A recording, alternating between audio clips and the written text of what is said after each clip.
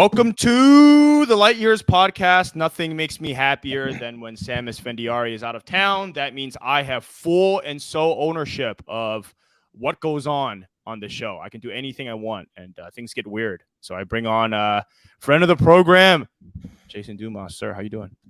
Andy, what's up, brother? How you doing? It's just a little Warriors offseason check-in. Things are getting weird as usual, and Draymond's getting his thing off. So I figured, dude, who else? Who better than to bring in than yourself, man? Yeah, things have been getting weird. That's a great way to put it. I kind of was on vacation and tried to unplug as much as I could, but I kept getting sent tweets or seeing headlines of Draymond going back and forth with Jordan Poole's dad, Draymond going forward with that person. I was just like, man, less is more. Sometimes people just need to practice that. Less is more. We'll get to them. Where'd you go? I was in Hawaii. I was on the Big Island. It was a lot of fun, Did some golfing, did some relaxing, unplugged for a bit. I got back on Thursday of last week. So back. Golfed in Hawaii? Yeah, it was sick. There's not many things better than just going to Hawaii, I think, just overall. But golfing in Hawaii, I mean, come on. Yeah, it was awesome. I played 27 holes out there. You're getting better by the day. I'm still not Steph Curry or anything, but I didn't lose many balls in the water, so that was my win. I played Mariners actually yesterday. This is getting recorded on Wednesday, and I played yesterday morning, and I was, if you've ever played over in Foster City, yeah, I haven't, but I've heard of it. Mariners Point, right? Yeah, mini like par 3. Everything's like 120, just tops, maybe 150 tops. So you can literally just go 9-iron on the whole thing if you wanted to. Yeah. I mean, I was using a pitching wedge, just disgusting stuff. And I was hitting poles, fences. I was hitting like a rock next to a water, and it would just drop me straight back on the fairway. But, that's not a real course. So we got to play. Maybe we'll play Harding one day. Maybe we'll play the 9-hole at Harding. For sure. Easier. Throw some beers in the bag and get after it. Yeah, look like it's funny, too, because when you watch Steph and Klay play, and then you see Draymond out there just drinking and watching them and screaming in the background, you just know that guy has no shot.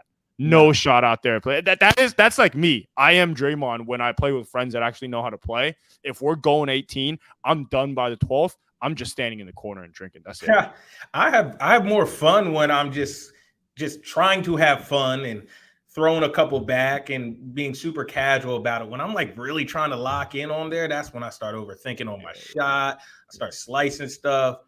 I just go out there and have fun, and it's usually when I play the best, when I'm just have that attitude. Yeah. All right. Well, let's get to the good stuff. We'll get to Draymond, but Warriors announced Corey Joseph. They had a press conference the other day.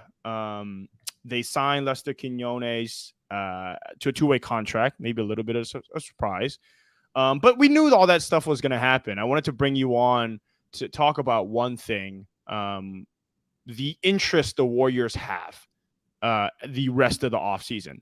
Are they interested in bringing anybody else? Because as of today, that 15th roster spot is still open.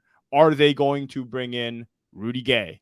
Is there some other names that the Warriors are interested in? Or are they just kind of maybe chilling and seeing maybe if Lester's going to take that spot? Or what's kind of the noise for the Warriors right now the rest of the offseason? Well, I think it's Lester's spot to lose. They've been really high on him for a while. When I was talking to somebody in the organization right around when the Jordan Poole trade broke, and I was like, look, just the reality is Steph, CP3, Klay, they're not going to play 82 regular season games. That's just the reality. And for everything that Jordan was or wasn't, there's one thing you couldn't say about him is he wasn't available. He was always available for you in some shape or form. I was like, who's going to replace that availability? And I was told, hey, look, we're high on a number of guys. There's a reason guys like Lester were around the team through the end of the season. That wasn't just by coincidence. we like him a lot. That is why he was around. Not literally because we know Jordan Poole was going to get traded, but because we really like him and we think that one day he can contribute. So I think that's his spot to lose. I know Rudy Gay is a very, very, popular name that's been floating around, but if they bring in Rudy Gay, they're likely stuck with him. I don't think it'd be one of those things like, hey, Rudy, we're going to bring you in and see how you mesh, and you might not make it through training camp. And I don't know if they want to lock themselves to a guy like Rudy Gay. I do think they like the luxury of being open-ended. It's been like that for a while, even going back to when GP2 came to camp and they released him. They never want to be married to those final couple roster spots. One, because for financial reasons, and two, right, they just like having their options. So I don't see Rudy Gay being brought in. I would be surprised. You can't say never. I think they're really high on Lester, and they want him to come into camp and take that roster spot. Yeah, because technically they still have two more. I mean, they could just sign Rudy Gay and then bring Lester in as the 15th guy. But as we know, they're not. They're going to wait until the last possible moment to convert a two-way guy. So you think that spot being left for Lester Quinones, do you mean like kind of like a full roster spot, or just kind of say, because he's getting brought in essentially like he's fighting for the 14th spot, which is fascinating to me, just kind of my perspective, because you've got 3 point guards, all of them small. You've got Steph, you've got Chris Paul, and you've got Corey Joseph. Then you've got the rookie Brandon Podziemski, who's probably kind of just a waste of a roster spot this season. So that's 4. You think there's a chance that they're going to go with a 5th, a guy that I would assume is probably not even going to play that much, even if he's on the active roster? So surprising. Yeah, well, it's because of just their unique situation. Like the guys ahead of him in those guard spots are old and aren't going to be playing every night. Even if they're healthy, they're going to be managed and treated very carefully. Klay's not going to play on back-to-backs probably early on. And, Steph, every year he might have a nagging injury. And then we know CP3. History just tells us what's going to happen with CP3. Now, obviously, we want to be optimistic. And I know CP3 is the type of guy who's going to be going back and forth with the Warriors training staff. He's always going to want to play.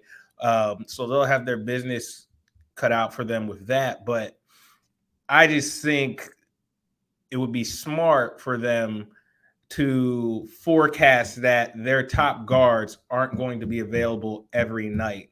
So having a Lester Quinones, if he makes the team and can do what they think he's capable of doing, can be available to play spurt minutes. Like, hey, Lester, you might not have played in 6 games, but now all of a sudden you might play 10 in a row.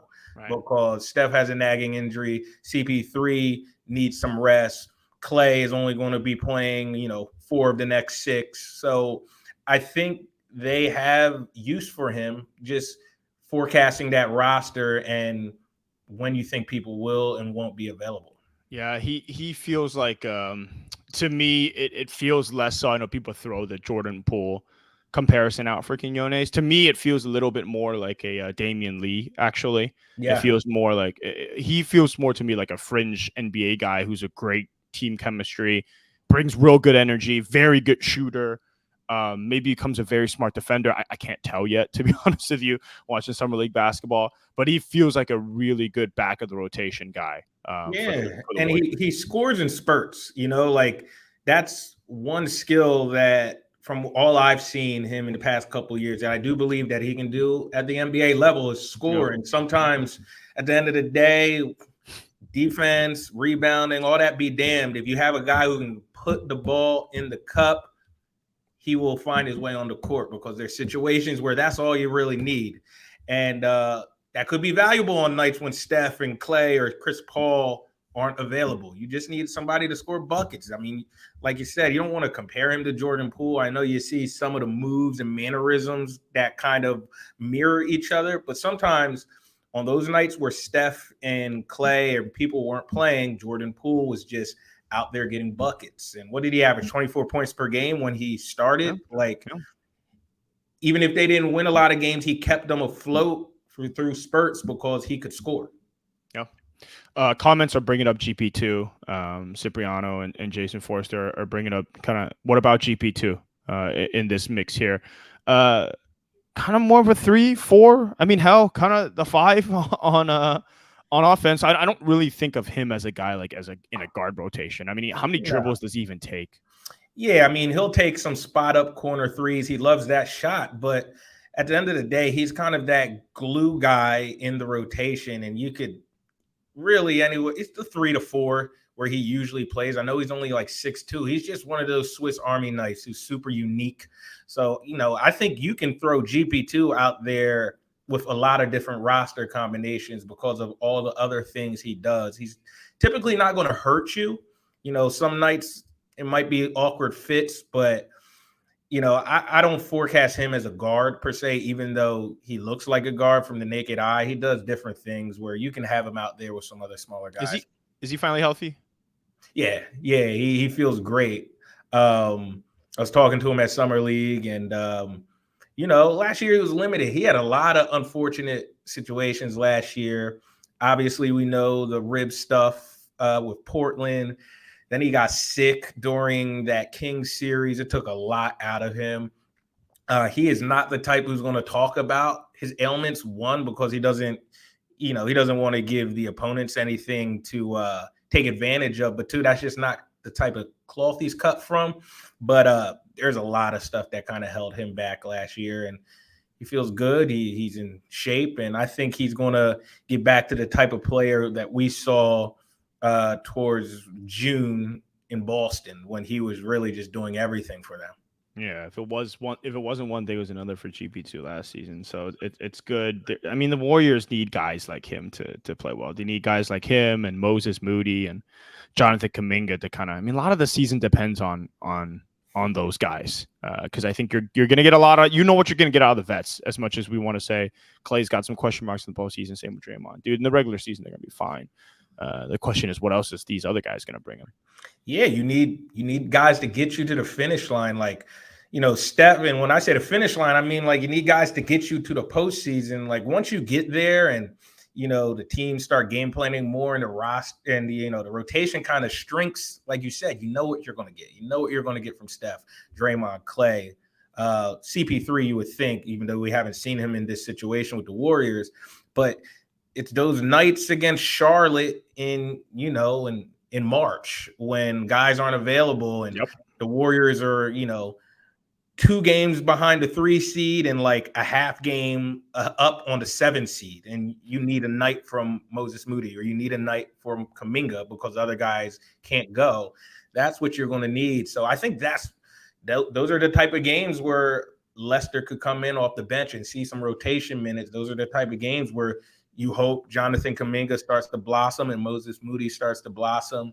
And that's my biggest concern with the Warriors is just them getting to the finish line. I think if they have a healthy roster come playoffs, then they have a good shot. If the CP3 experiment works, it's just getting there. It's getting there because they have a lot of guys who are they're old. Yeah. I mean, getting there. They're gonna need guys to buy in. They're gonna need guys to lead. Tim throw up this tweet that I find fascinating coming into the season. It's a quote from Monty Poole. Yeah. Draymond Green and Jonathan Kaminga. So from quote, Draymond Green and Jonathan Kaminga's non-relationship is a problem, and it can only be fixed by Draymond. The new contract implies the Warriors believe he can fix it, but around the league there are a lot of people saying, "I don't know." All right. As if we thought the Draymond saga is over because 1, Jordan Poole is gone. 2, Draymond just signed a 4-year deal. But it is not over, Jason. It is very far from over. We are going to have 4 more years of this. 4 more years. What does this mean? I don't know. I've heard over the years that, Draymond has said it himself. Like, this isn't new. He's like, I don't really know Jonathan Kaminga. I remember one press conference, he just said, like, once he was walking down the hallway and Jonathan Kaminga walked past him and just started laughing at him when he walked past him. And he was saying it's like, like I'm really old compared to these guys. They're like laughing at me, but he said it in jest. So there's always been this undertone where it's like, Yeah, but you know how and it's kind of a joke, but it's a little oh, honesty in there. there's always some truths to mostly every joke. Mhm. I don't think it's an issue though. I never did. I think the relationship between Steve Kerr and Jonathan Kaminga is way more impactful on Jonathan Kaminga than with Draymond Green. That's what I think is more impactful. I think Draymond is Draymond. You don't have to be best friends with your coworkers. I don't think they have bad blood. They just don't really have a relationship. I mean, I have people in the building right now who I don't have a really relationship, and I'm going on the news in hours. So it doesn't mean I don't like the person. It's just, it is what it is. And the reality is Draymond is 33 years old, 34. Jonathan Kaminga is 21? Like, these guys are not close to each other in age. Like, do you have any friends who are 10 plus years younger than you that you spend a lot of time with? I'd hope not. Other than my sister, I'd hope not. Probably not. I think that's just a reality. I love Monty. He's great. But I think that quote kind of took storm because it was July, and there's not much else going on. I have never heard that to be an issue. Kaminga, Draymond issue never has come up in conversation.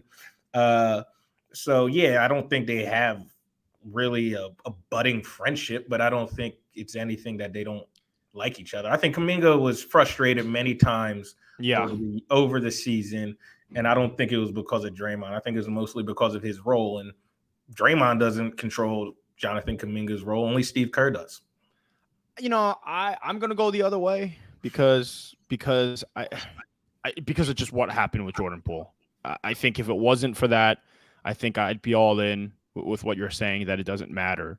But I do think at some point, Draymond, you are the leader of the team. You are the guy that at least you say you're the leader of the team. I think maybe we all think that Steph is the actual leader of the team because he's not as much of an asshole and a short fuse. But Draymond, you are the heart and soul. That's what everyone has said. You do lead the team. And what happened with Jordan Poole was, I think, mostly on him.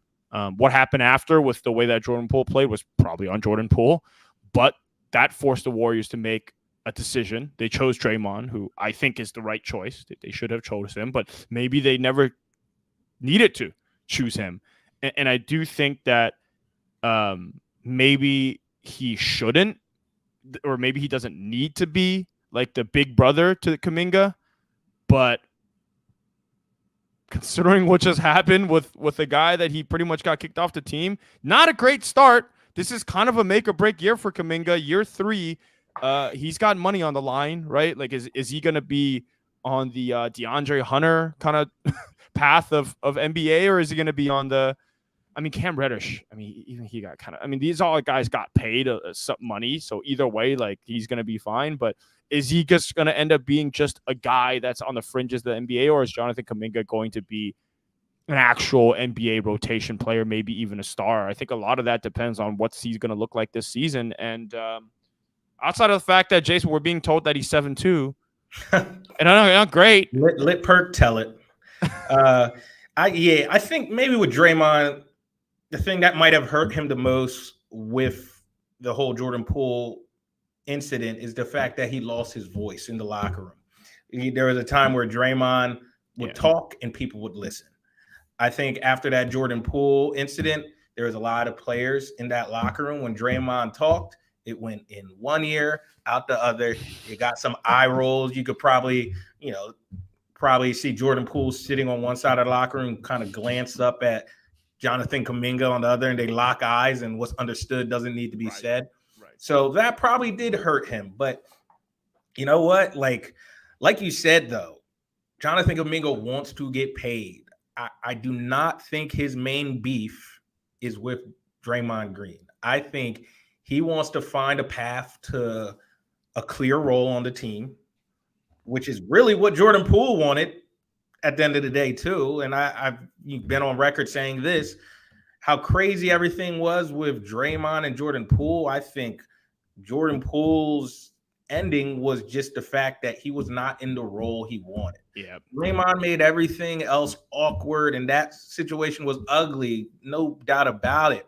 But these guys, Jordan Poole, Jonathan Kaminga, they want to play. They want to roll. They see their peers who they were drafted with playing meaningful minutes and, having a defined role. Now, of course, Jordan had a defined role during that final season, and he played meaningful minutes. So he didn't have the same exact beef that Kaminga has, but Kaminga wants to play. He wants a shot. He doesn't want to be on this short rope. We saw Kaminga play admirably for Andrew Wiggins while he was gone. And then when Wiggins comes back, Kaminga makes one mistake, and it's like, sit down, sit next to me for the rest of the game. That was tough. He did not like that. I can't blame him. You can't blame him. Can't blame him. I mean, he went on record with the Chronicles saying it. So it's not even like we have to speculate. He said it on record. Yeah. But probably off not the smart record, either. Probably not off smart the record, either. I know he doesn't. He was upset with his role. Kaminga. He's going to work, and he's been working this offseason. He really has. And I think he's a really good player. I think he deserved more equity in that situation. I think you do too. We've chatted about it. So it's pretty easy to see why he was upset. That's what I think we should be focusing on, not him and Draymond's relationship, because I think the main thing with Kaminga and how he's going to play and how his attitude is going to be is how his role is defined. Did he really get up to 7 feet? I saw him at Summer League. I was talking to him. He looked around the same height as he always did. He looked cut though. He's definitely been in the gym. Yeah. Definitely been in the gym. He's been working. Now, I was at their facility in Vegas, and I sat and watched him work out for a while with Coach Ant, and I eventually got kicked out the gym because Chris Paul came out of the locker room and he was getting ready to work out with Steph, and they didn't want any cameras in there. I was trying to lay low in the corner so nobody really noticed I was there. But, Warriors PR, they're on you. So trying to blend in. Raymond Ritter wasn't having it. No, Raymond Ritter, he was actually out. He had already left before me. Obviously, he had 8 billion things going on, but he called me. So someone probably shot him a text like, "Yeah, we have a camera in the facility still. Can you get him out?" So good try. Yeah, I got a call from Ray. I was polite about it, but he's like, "Hey, we don't want this workout, hitting Twitter." Speaking of our guy Chris, Tim, let's get to the. We got more Draymond stuff to talk about because he provides true content. Yeah, Draymond talking about Chris Paul. We're gonna get to some fun here, and then I'm gonna get your takes on OCP3. It's no sugarcoating what has happened all these years. This is real life, man. Like, people get it twisted. Like, oh man, like you're in character when you're. No, this is real life we live in when we playing in these games, and so. Like to just go front and act like all of those things was fake. Like, I publicly said I didn't like Chris before. Like, I'm just not gonna be like, oh man, that changed. Now he's my teammate. No, I look forward to talking amongst men. I look forward to working with another adult. I've had my fair share of days of like not working with adults and people who don't move like adults. So I'm looking forward to going to work with an adult. Amongst men. I mean, look, man, Draymond's got the best energy. And that was clearly a subtle little shot at Jordan Poole. Yeah. He's been throwing shots at Jordan Poole. Actually, same with Steph. Like, let's not throw Steph off the thing there. These guys have been, every quote has been maturity, men. Yeah. No, I mean, it's obvious, Steph is obviously more diplomatic about it and a little more calculated. So like, but if you read between the lines, you can hear the message. Steve Kerr was saying it too. So clearly there was enough influential people in that locker room and organization that felt a similar theme going on. So, it is what it is. But like with Draymond and Chris Paul, that's going to be interesting. I asked Chris Paul about his relationship with Draymond, Steph, and Klay, and he made me repeat my question, and I did. And it was, I don't know. It was clear he was trying to be very calculated with his answer. I think they'll be fine. Like, Draymond will probably get into it with him in practices and team meetings. And, they both, it's going to be one of those things, Andy, where it could go left if the Warriors start off poorly, because there's going to be someone coming off the bench who doesn't really want to. And if things don't go right when whoever that is coming off the bench isn't happy, then that's the kind of the formula where things can get a little tense in that locker room. So I think it's important, as much as any year I've been covering this team, that they have to get off to a good start. It doesn't have to be 18-2 like a couple years ago, but it at least has to be 14-6, 13-7. It has to be a situation where it's like, all right, we can see this working. They can't come out acting like, all right, we're gonna turn up the switch whenever we want. It's just, that's the one thing that they can't do. And last season, that's they were completely comfortable with kind of. I don't think that they thought Wiseman was going to throw away games for them, but that's what happened, and they were willing to kind of go through that 10-game sample size. But they can't. They've also got guys who presumably the healthiest that you'll ever be is that first game of the season. For Steph, Chris Paul, Klay, and Draymond, these old guys, the healthiest that you'll be is that first 10 games. So if you're not going, like you said, if you're not going 13-7, I think bare minimum, then and also this thing's not going to work, right? Same with Andre Iguodala. If Andre, who got benched and bought in, but he bought in because the Warriors freaking never lost a game. That couldn't say anything. How can you say anything when you're winning? Now, say Chris Paul comes off the bench, which I think will happen, which I think is the most likely scenario. Say Chris comes off the bench and they start off 10-10. Yeah. What's Chris going to be like? This ain't working. Like, I should be starting. And man, I think, look, I can't blame him though if that happened. Like, I can't blame him either. It's the three egos in that locker room that really matter: Chris Paul, Klay, and Draymond. Ooh. Those are the three egos. We know that. Klay doesn't want to come off the bench. He wants no parts in that. Never did. Yeah, we know that. Never did. Draymond is going to speak his mind. He might say things that are awkward and make people feel uncomfortable for the sake of it, because that's what he does. He always has. And Chris Paul, he might not be as vocal about it, but Chris Paul will be in the background stirring up a lot if things aren't going well. So those are three guys to keep an eye on if things aren't going well. Yeah. That's just their personalities. You can argue that Klay Thompson played maybe not as much of a role as Draymond Green, but he played a pretty big role in how uncomfortable the situation was with Jordan Poole. And it wasn't just last season, it was the season before. Klay Thompson, obviously Steph is on another level in terms of just his stature in the organization, but Klay is right under it. Klay is underneath it. And he's going to use that stature, equity, influence to his benefit. It's not always going to be to the team's benefit. He's going to use that to his benefit. He knows he can walk around and do certain things that certain people can't. It's just, that's how it is. Whether you think it's right or wrong, that's irrelevant. That's just the reality. And like you said, sometimes where it didn't have to be that difficult, he wasn't doing anybody any favors. Yeah. You think he got a contract extension offer this offseason? No, I don't. I think it's going to be just like Draymond. Yeah. They're going to make him play out the season. And I mean, there's nothing to gain for the Warriors to offer a contract right now. Unless it's extremely team friendly, and Klay hasn't given any indication that he'd be okay with that. Yeah.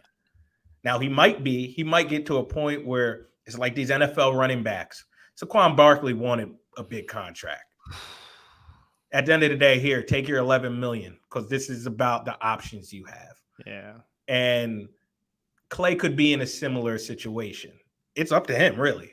You know, if he goes and balls out and has an amazing season, then that puts some pressure on them. Yeah.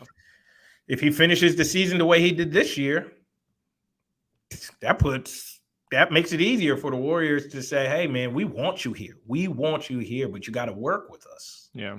And if he's not willing to work with us, it's not really going to look bad on the Warriors, because any logical fan is going to be like, I mean, that's kind of an oxymoron, logical fan, but anybody who is not emotionally invested is going to be like, here we go. This is kind of the contract you played for. So yeah. That's going to be interesting, but that's looming too, Andy. That's why I said like no other season I've covered this team, 5 years now. This is the most important first couple of weeks of the season. They need the wins and the good mojo flowing, or things can get a little tricky, because there's a lot going on. That I agree. Sam's a little more bullish. Sam thinks they'll all figure it out, and Chris Paul will take a step back. I am 100% with you. I think this shit can go sideways so fast, so fast. Especially with Draymond and CP3. Hey, when it cooks, I bet you it's gonna cook. Like I bet you on Twitter, those highlights are gonna look amazing. Draymond and Chris Paul jawing at the other team. Steph hits another three. He's shimmying. The baby's gonna look amazing. But if they're 4-6, and Paul has a hammy tweak, and Klay's coming in out of shape again, and Steph's out there by himself, and Draymond's not looking at the rim, like it just Wiggins is doing cardio. Things can get weird. So I'm with you. The one thing that the Warriors don't have going for them anymore, and there was one point where obviously every night they had this, like teams and young guys aren't necessarily intimidated of them anymore. They're, Steph still has that glow and that aura as soon as he steps on the court, but young guys aren't intimidated of Draymond anymore. They're not intimidated of Klay anymore. In fact, I would say a lot of them probably like, I'm just as good as him. Yeah. So the Warriors always had that mental edge on teams. They just don't have that anymore.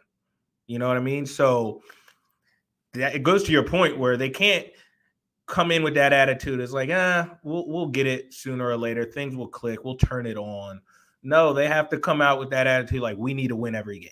I'm still playing tournaments nowadays with guys that I've played with in high school, and I'm gonna be 32 next month, and some of these kids that I'm playing that are like 24, and I'm just like, they're looking at me like food on defense. At least not that I was a star, Jason, but back then I could defend a little bit. Now I'm just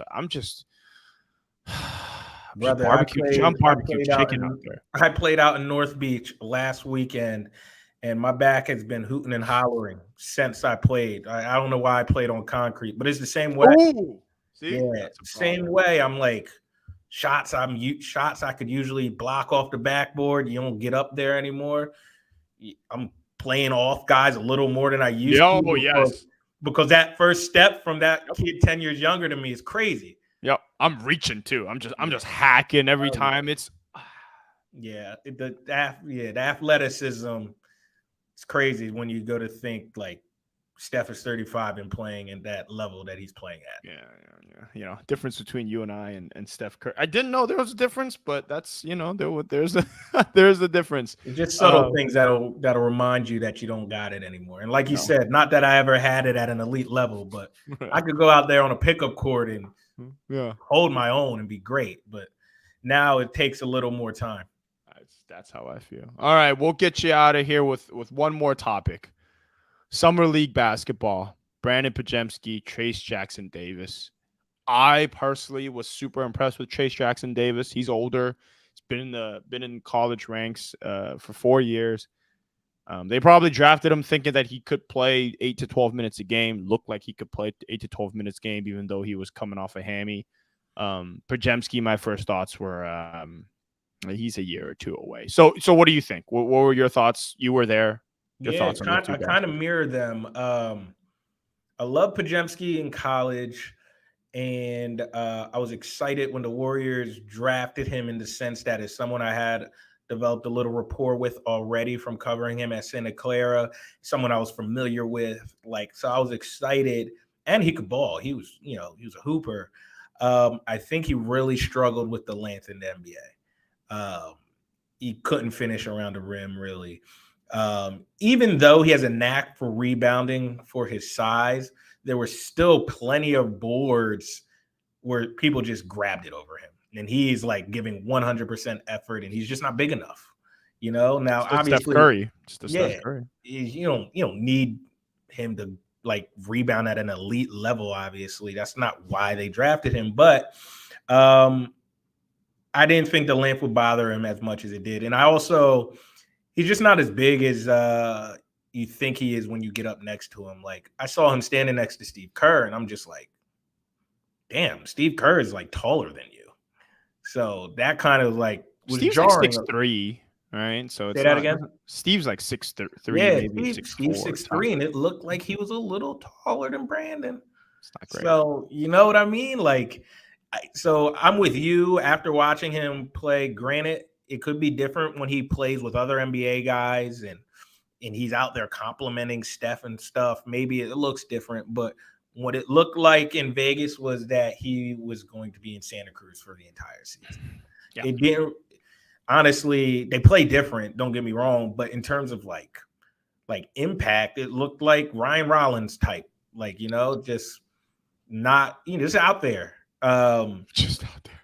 And then it looked, honestly, it didn't look great watching him play against Cam Whitmore, and Cam just looked way better than him. Like they're different players. Don't get me wrong. They're not the same type of player, but just mano a mano. When you're just, if you don't know any context, Andy, and you're just out there watching that game, they weren't on the same level. Cam was just that was tough. That one was rough to watch. Yeah. I didn't watch any Podziemski games or Whitmore games. I don't know these dudes, but that was rough. That was one that you thought. I assume the Warriors didn't pick Whitmore because they didn't want another super project guy that maybe lacked feel, like similar to Kaminga, super athletic type of guy. But then you watch, Podziemski, and you can't say that he's a ready-made NBA player either. Now he's got good feel. He might have elite feel. Actually, he might be the best passer coming out of the draft. But great passer when you're not a threat to score is not. It doesn't matter at the NBA level, right? So yeah. And then TJD. I think like you, I think he's going to play like in spot minutes when they need him to. Think he'll be ready. He's the type of guy, he's not going to make mistakes. He's going to rebound. He's going to make the right pass. He's smart. He's played a lot of college basketball. TJD to a lesser degree, because he's not going to have the same role, obviously. This guy turned into like one of the stars for the Niners, but it's like a Brock Purdy. Like he just played college basketball forever. He knows what he's doing. So there's not going to be much of a learning curve. And he also has a chip on his shoulder, kind of like Brock, that I imagine being Mr. Irrelevant. You saw his tweet on draft night, like, I'm going to make you guys pay. So I think he can come in and eventually, fill a role for the Warriors. It's going to be on an as-need basis. I don't think on opening night he's going to be the second guy off the bench or anything. But I think, wear and tear during the season and being a guy who's in practice, impressing his coaches. I love him. He's going to get opportunities. He will. I love him. Were you in Did you drop by Santa? I know you're in SJ today. Did you drop by Santa Clara for first day of camp? Nope, I wasn't in Santa Clara. But I saw the tweet. It's so funny seeing people break down like day one of camp when these guys only have a helmet on. It's like, I mean, you can't come to many drastic conclusions. I do think people are kind of downplaying this whole Bosa situation. Like, look, if they don't give him exactly what he wants, he's not going to come to camp. Like that's the cloth he's cut from. That's what his brother did. His dad is highly involved. Like, if you don't give him his money, he's going to be chilling. Like, he's going to get his money though. You better hope he gets his money. If they play around, and don't give him that contract he wants, he'll get comfortable. That's what the Bosas do. They'll leave college early, chill out, dominate, and put their foot on their organization's neck until they get their money. Hey, listen. I'm not saying that's a bad thing. It's a business. It's different. I was gonna say it's different when you're Deebo Samuel, who was a very good wide receiver but not elite. Nick Bosa is. Oh yeah, no, you know what I'm saying. he has all the leverage. He has all the leverage. So their defense is not good without him. I mean, their defense has a lot of good players, but their defense is not good without Nick Bosa. The two irreplaceable guys are Bosa and Fred Warner. Without them, things kind of fall apart. Yeah, as much as you got any takes off anything else about the Niners? No, I think the Niners are going to be really good. Again, they should be. If Bosa gets into camp and if Brock Purdy is the guy who the coaching staff thinks he is, which I don't have any reason to believe he's not. He's like very cerebral. He doesn't have to be a world beater. He doesn't. Just do your job and don't turn the ball over. And, the Niners will be one of the top 2-3 teams in the NFC. And once you get to that level, it's coaching really. So we'll see what Kyle can dial up. The comments here wants me to ask you what's going on with Philly. No news is good news. We talking about the Eagles or Sixers? Because those are two very different answers. I think the Eagles are fine. Eagles are just like the Niners. Well, you guys have a quarterback. It's different, bro. Their roster is elite, just like the Niners, and the Eagles have a quarterback. So I don't have any worries about them. They're going to be one of the top 2-3 teams in the league. And once you get down to January, it just comes to game planning and riding your best players. And then as the Sixers go, man, there's nothing to say about them. They just need I wouldn't even care if they cut James Harden. Just I'm so past the whole drama with all that. And I mean, you heard all the post-game pressers after that Game 7 Celtics loss. It's nothing to be excited about. It was awful. You can't have not seen that coming. You can't. Come on. No, I saw it coming. I did not have any faith they were going to win that Game 7. Once they lost Game 6 in the fashion they did, I was like, it's a wrap. It's a wrap. They let Tatum just go off. They had the Celtics beat like 3 different times that series and couldn't do it. Like that was your classic. Like they lost a series that they outplayed the other team, and then the last game was just embarrassing. And then the messaging from the 2 best players on the team was embarrassing. So now you just have a whole off season with that taste in your mouth. So now it's just like, it is what it is. Yeah, they're in a rough place. They're going to pay Tyrese Maxey, you would think, but we'll see where that goes. But I didn't even mean to bring up I forgot about the Philly stuff. But hey, the Eagles and Niners. That's it. It's really just the Eagles and Niners in the NFC. So it looks like it's slated for an NFC Championship game again. I will be there for that. So hopefully I will too. Yeah. Hopefully it's in Philly. If it's in Philly and we're both there, we'll show you some fun. Oh. Yeah, Dumas, I am not. me and Philly. Whew. All right, man. I appreciate you as always, bro. Thanks for having me on, man. Always fun to hop on with you, brother. All right. Take care, brother. All right, man.